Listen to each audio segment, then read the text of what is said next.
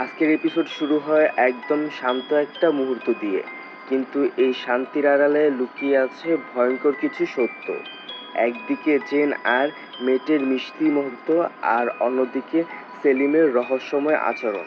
সবকিছু যেন ধীরে ধীরে বড় কোনো ঝড়ের ইঙ্গিত দিচ্ছে। কে আসল শত্রু, কেন সবাই এত ভীত, আর সেই ব্লাডি নাইটের পেছনে লুকিয়ে আছে কি সেই ভয়ঙ্কর রহস্য। আজকের এই এপিসোডে প্রকাশ হতে চলেছে অতীতের ভয়ঙ্কর সত্য, বিশ্বাসঘাতকতা আর এমন একটা ঘটনা যা সবকিছু বদলে দিবে। তো চলুন দেরি না করে শুরু করি আজকের এপিসোড 11। তো এপিসোড 11-এর শুরুতে আমরা দেখি জেন মেটকে পেঁয়াজ কাটা শেখাচ্ছে। সে বলে আগে পেঁয়াজের খোসা ছাড়াতে হবে, তারপর ছোট ছোট করে কেটে নিতে হবে, তবে সাবধানে কেটো, ছুরিটা যেন আঙুলের ভিতরে না লাগে। মেট জেনকে পেঁয়াজ কাটার জন্য বললে জেন কিছুটা নার্ভাস হয়ে যায়। সে জানায় যে জীবনে সে কখনো রান্না করেনি। সে যতদিন ছিল তার মা এলিসন তাকে সবসময় রান্না করে খাওয়াতো, সে শুধু খাবার টেস্ট করতো। আমি শিখাবো, ট্রাই করো তো। জেন ধীরে ধীরে পেঁয়াজ কাটতে শুরু করে। প্রথমে কষ্ট হলেও মেট পাশে থেকে তাকে হেল্প করছিল। কিছুক্ষণ পর সে ঠিকভাবে কাটতে শুরু করে। তখন মেট তার প্রশংসা করে আর জেনের মুখে আত্মবিশ্বাস চলে আসে। কিন্তু পেঁয়াজ কাটতে কাটতে তার চোখে পানি চলে আসে। জেন মজা করে বলে, এটা কি আনন্দের কান্না? তারপর দুজনে হাসাহাসি করতে থাকে। মেট বলে, পেঁয়াজ আর ভালোবাসা একই রকম, দুটোই মানুষকে কাঁদায়। এই কথা শুনে জেন তাকে কর্নি দিয়ে মজা করতে থাকে। ঠিক তখনই হঠাৎ জেন দেখে বাইরে কি জানি হয়েছে, তাই সে বাইরে চলে যাচ্ছিল। জেন তার পিছনে আর তাকে থামানোর চেষ্টা করে, তার সঙ্গে বাইরে চলে যায়। বাইরে গিয়ে চারদিকে ডাকতে থাকে, হয় তুমি কোথায়? অনেকক্ষণ খোঁজাখুঁজির পর অবশেষে তাকে দেখতে পায়। যখনই সে ম্যাটকে ধরতে যায় তখনই সেখানে সেলিম চলে আসে আর তাড়াহুড়ো করে তাকে সেখান থেকে নিয়ে অন্য একটি জায়গায় চলে যায়। সেলিম খুব ভীত অবস্থায় ছিল। জেন জিজ্ঞাসা করে কি হয়েছে, কিন্তু সেলিম তাকে চুপ থাকতে বলে। সে জানায় কেউ আমাদের শুনে ফেলেছে। জেন অবাক হয়ে জানতে চায় যে কে।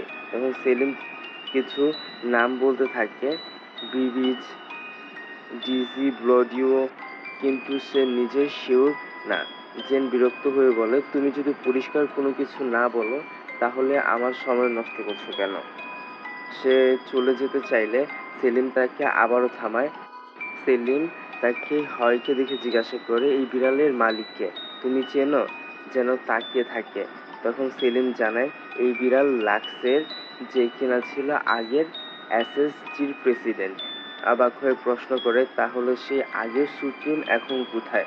তখন সেলিম বলে, আগের সুপ্রিম লাক্স এখন আর বেঁচে নেই, তাকে ম্যাডাম ভায়োলেট আর মিস্টার ফ্রান্সিকো মিলে হত্যা করেছে।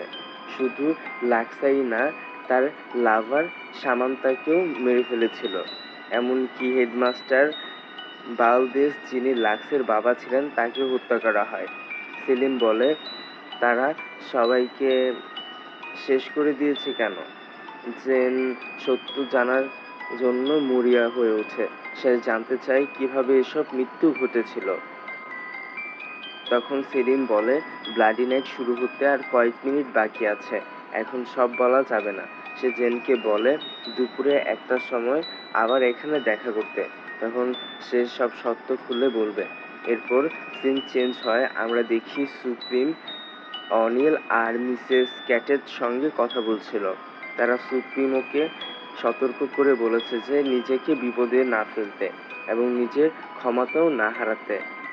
আমরা দেখি জেন এখানে দরজার আড়ালে দাঁড়িয়ে তাদের কথা শুনছিল, কিন্তু সুপ্রিম বলে এসব নিয়ে সে চিন্তিত না, এই পজিশন ছাড়াও সে বেঁচে থাকতে পারবে, কিন্তু সে জিওনকে হারাতে পারবে না। মিস ক্যাব জিজ্ঞাসা করে, তোমার আর জেনের সম্পর্কে কি? সুপ্রিমো বলে, জেন তার সেক্রেটারি আর তাকে রক্ষা করতেই হবে। তখন তারা দরজায় কিছু একটা শব্দ শুনতে পায়। জেন যে দাঁড়িয়েছিল একটু সাউন্ড হয়। জেন বুঝতে পারে এবং সেখান থেকে দৌড়ে পালিয়ে যায়। ওয়াশরুমে এসে জেন সুপ্রিমোর বলা কথাগুলো ভাবছিল আর নিজের অজান্তেই স্মাইল করছিল। তারপর সে ভাবে সেলিমের পাগলা কি আর মধ্যে চলে এসেছে। তারপর সে আবার সেলিমের কথা ভাবতে থাকে আর মনে হয় আজকে তো সেলিমের সঙ্গে দেখা করার কথা।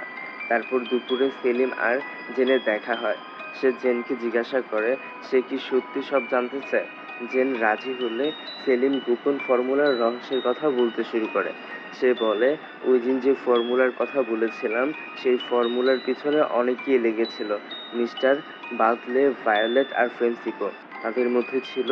কিন্তু ডক্টর কুইন্স আগে আগে থেকে বুঝতে পেরেছিল যে একদিন তারা বিশ্বাসঘাতকতা করবে। তাই তিনি পরীক্ষা বন্ধ করে দেন। তিনি ওই তিনজন আর পরিকল্পনা জেনে যান আর ফর্মুলা চুরি করার জন্য কুইন্সকে হত্যা করে। এরপর মিস্টার বাদেজ সেকেন্ড পাওয়ারফুল অ্যাডমিন হিসেবে ভায়োলেন্স এবং ফ্রান্সিকোকে ঘোষণা চালিয়ে দেয়। তারা সেই গোপন উপাদানটি খুঁজছিল যেটা ছাড়া ফর্মুলা সম্পূর্ণ হবে না। জেন অবাক হয়ে জিজ্ঞাসা করে মিস্টার বাদলে এসবের বিরুদ্ধে ছিলেন, তাহলে তিনি কেন ফর্মুলা চাইতেন?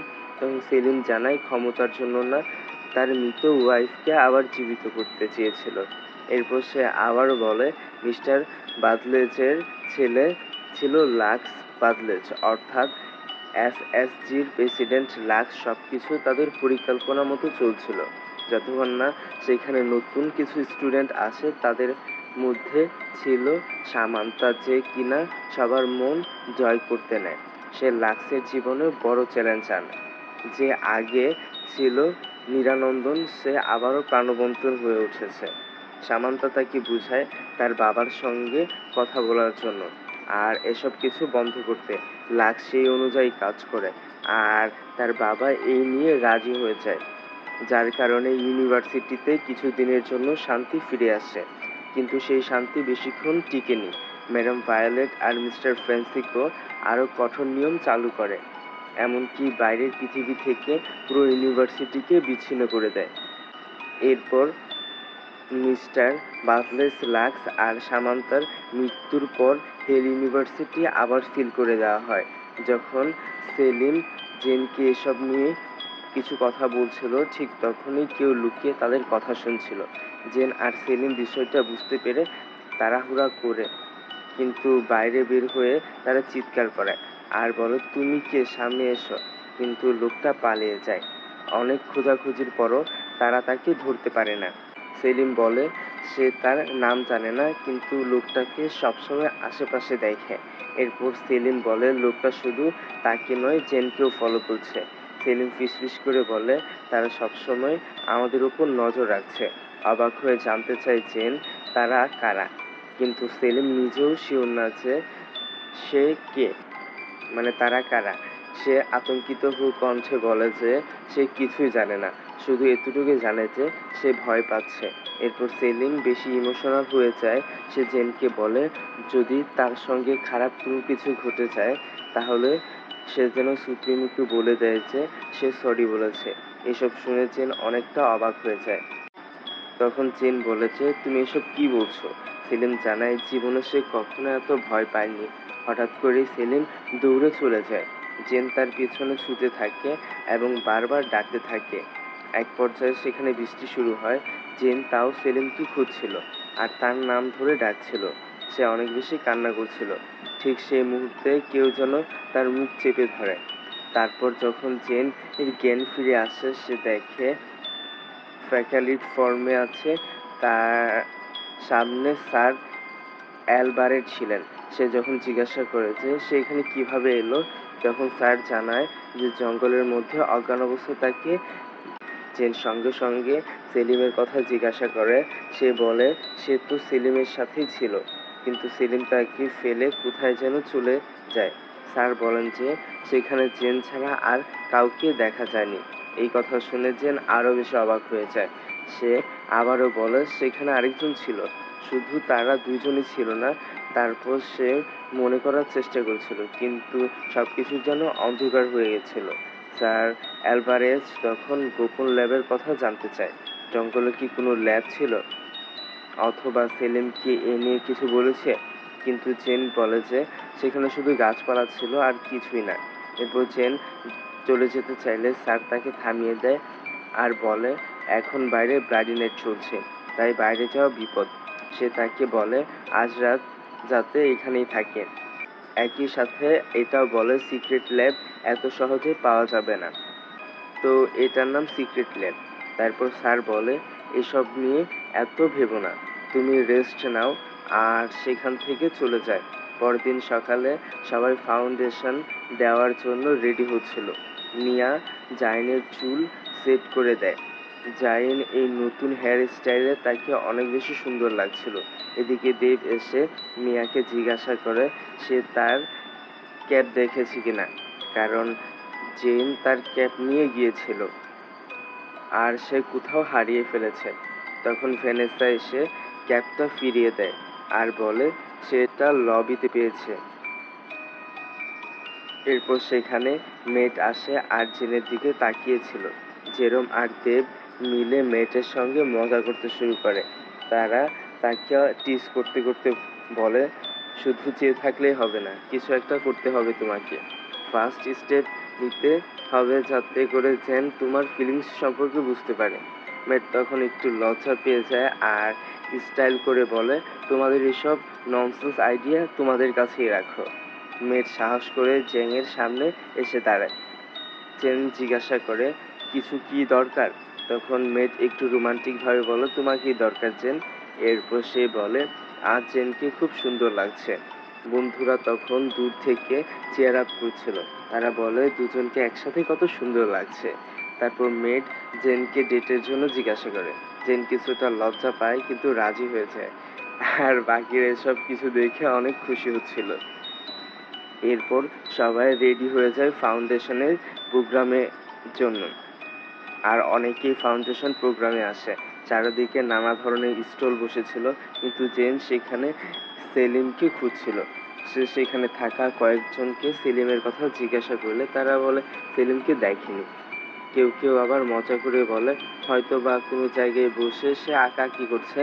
অন্যদিকে তার ফ্রেন্ডরা সাজগোজ আর আনন্দে ব্যস্ত ছিল। তখন তারা খেয়াল করে জেন তাদের সঙ্গ নেই। তারা বলে জেন কোথায় গেল? তখন ঘোষণা হয় যে আজ ফাউন্ডেশন ডে, তাই ফ্রি ব্লাডি নাইট। তবে এবার কিছু কঠোর নিয়ম জারি করা হয়। কোনো অস্ত্র আনা যাবে না আর কারোর জন্য কোনো ছাড়ও নেই। কিছুক্ষণ পর বন্ধুরা জেনকে খুঁজে পায়। তারা বলে এত সুন্দর মুভমেন্ট তুমি কিভাবে নষ্ট করতে পারো? সবাই মিলে তাকে নিয়ে যায় উৎসবের ভিতরে। অন্যদিকে আমরা দেখি ভাইস প্রেসিডেন্ট অনিল অনুষ্ঠান পরিচালনার দায়িত্বে ব্যস্ত। সে সবার কাজ ত্যাগ করে দেয় আর বনফায়ার, তারপর আতশবাজি সবকিছু যেন ঠিক সময়ে আর ঠিকভাবে হয়। এরপর জেন আর তার ফ্রেন্ডরা মিলে ছবি তুলে সবাই হাসি খুশি চিজ করে ছবি তুলে আর বলে আজ যেন নাটকের মধ্যে শান্তির দিন। সবাই আশা করে গ্যাংগুলো যাতে কোনো ঝামেলা না করে। তখনই আমরা দেখি দুই গ্যাংয়ের লিডার সামনাসামনি হয়, কিন্তু তারা কোনো ঝামেলা করে না। ম্যাটের হাত ঠান্ডা হয়ে যায় এই জিনিসটা দেখে। জেন জিজ্ঞাসা করে সে ঠিক আছে কিনা। মেট বলে সে শুধু টেনশনে আছে, যদি গ্যাংরা সমস্যা করে সেই ভয়ে নার্ভাস লাগছে। এরপর অ্যানাউন্সমেন্ট করা হয় যে সব প্রতিযোগিতাদের মধ্যে ব্যাক স্টেজে যেতে হবে, কারণ mister and Mrs spirits of the ইয়ার প্রতিযোগিতা শুরু হতে যাচ্ছে। ফ্রেন্ডরা ম্যাটকে উৎসাহ দেয় আর ম্যাটের সবার কাছে সবার কাছে সাহায্য চায়, মানে দোয়া চায় আর কি। জেন জানতে পারে সবাই কি যেন গোপন করেছে, কিন্তু বন্ধুরা বলে এটা সারপ্রাইজ, পরে জানতে পারবে। এরপর আমরা দেখি মেট স্টেজে দাঁড়িয়েছে আর জেন তার দিকে এমনভাবে তাকিয়েছে যেন সে অন্য একটি জগতে হারিয়ে গিয়েছে। এদিকে সেই জায়গায় এসে এক জায়গায় সাইড হয়ে দাঁড়িয়েছিল। জেনে সব ফ্রেন্ডরা মজা নিতে শুরু করে। মিয়া বলে ম্যাটকে দেখতে খুবই হট লাগছে। জেন বলে উঠে কি যে বলো তোমরা? ভ্যানিসা বলে তুমি আমার মনের ইচ্ছা আর লুকাতে পারবে না। জেন স্টাইল করে আর বলে, আজকে রাতে তোমরা কি আমাকে টার্গেট করেছো নাকি? তখন জেরম বলে, আমরা কি করলাম, তুমি তো ম্যাটের দিকে তাকিয়ে আছো। এসব কিছু অ্যাজ শুনছিল আর ভিতরে ভিতরে অনেক জেলাস ফিল করছিল। তারপর সবাই ব্যাক স্টেজে চলে যায়। সেখানে ম্যাট উইশ করার জন্য ম্যাট তখন জেনের কাছে একটা গুড লাক কিস চায়। ফ্রেন্ডরা তাকে উৎসাহ দেওয়া শুরু করে। জেন এগিয়ে যায় তাকে কিস দেওয়ার জন্য। ঠিক তখনই সুপ্রিম এসে হাজির হয় আর জেনকে বলে, তুমি কি কম্পিটিশনের রুলস জানো না? জেন কনফিডেন্স নিয়ে বলে, রুলস? এই ইভেন্টের সব রুলস তো আমি অর্গানাইজেশন করেছি আর আমার মনে হচ্ছে না কোনো রুলস ভাঙছি। সুপ্রিম বলে, একটা রুলস আছে, তুমি যদি কোনো পার্টিসিপেট হও তাহলে তুমি কাউকে কিস দিতে বা নিতে পারবে না। এটা শুনে জেন আর মেড দুজনেই থেমে যায়।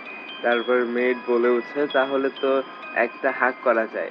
এর সঙ্গে সঙ্গে মেয়েদের হাত ধরে ফেলে আর বলে, হাগ করাও অ্যালাউ না।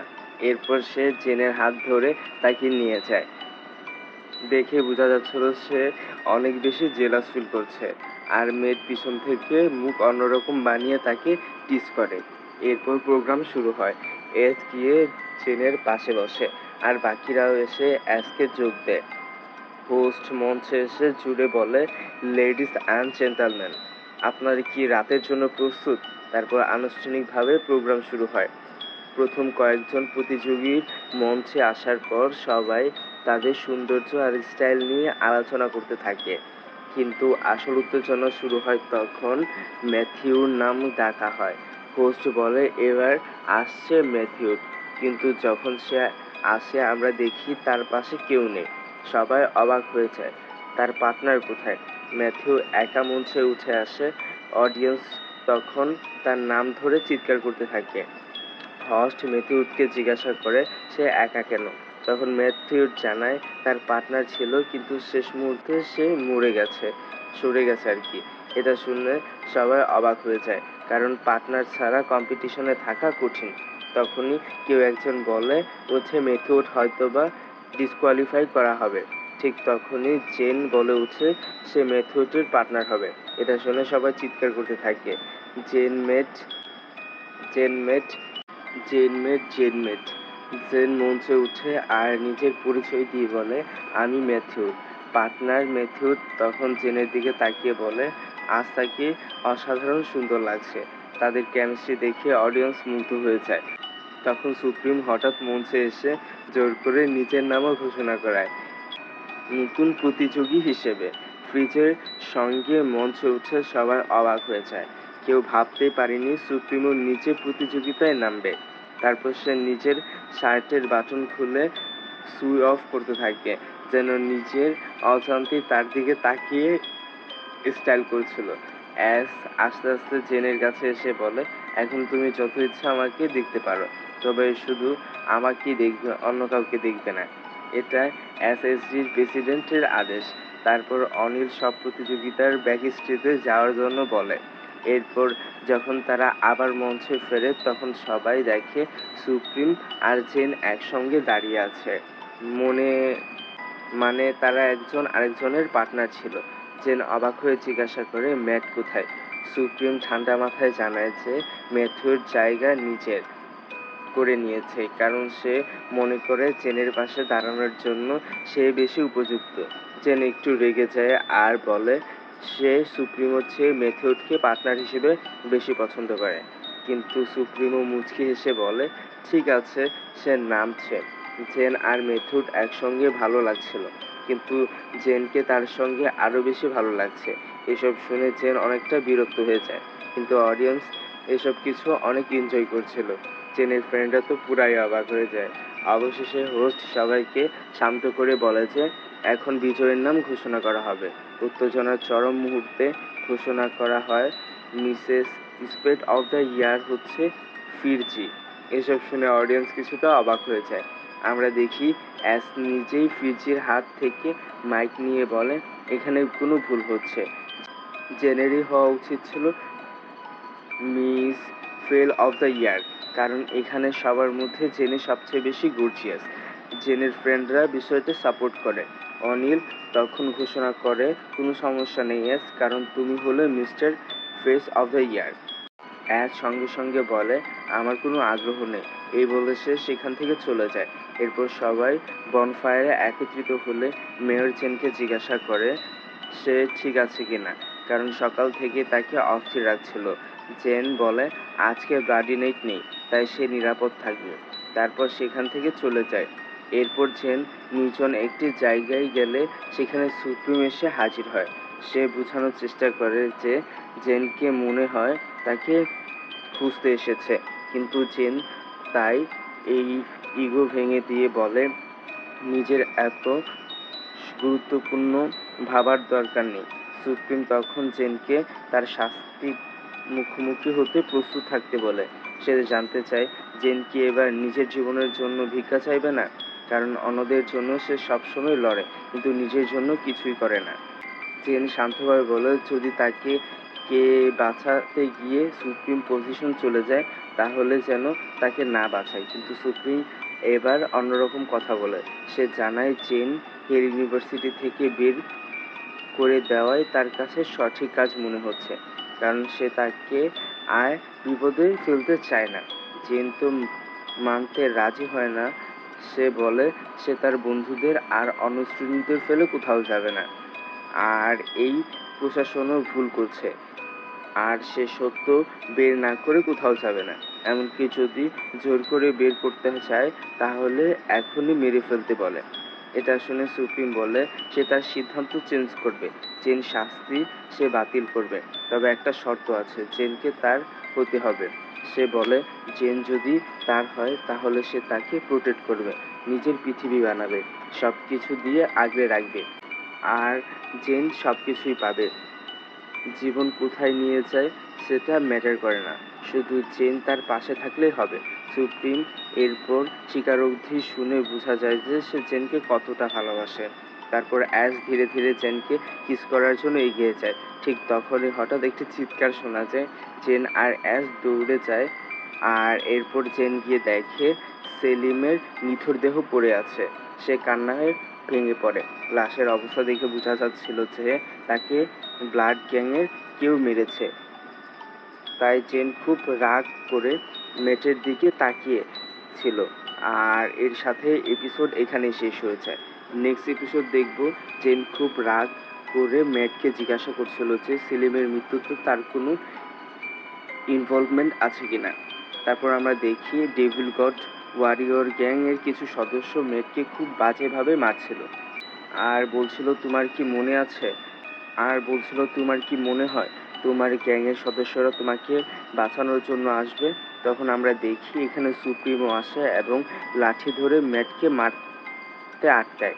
অন্যদিকে নাজির লুমিয়া সুপ্রিমোকে বলছিল যে তুমি যখন তোমার এই পজিশন হারাবে তখন তুমি আর তাকে বাঁচাতে পারবে না। তারপর আমরা দেখি সুপ্রিম জেনকে এনে খাবার দেয়, আর খাওয়ার সময় বলে তুমি একটু সাবধানে থেকো। তারপর দেখি সুপ্রিম আর জেন ফাইটিং এর জন্য প্র্যাকটিস করছিল, যেখানে জেন সুপ্রিমোকে হারিয়ে দেয়। তো আজকের জন্য এতটুকু, দেখা হবে পরবর্তী এপিসোডে। ততক্ষণ পর্যন্ত ভালো থাকবেন, আর তার আগে চ্যানেলটা সাবস্ক্রাইব করতে হবে, নাহলে কিন্তু বিয়ে হবে না। আল্লাহ হাফেজ।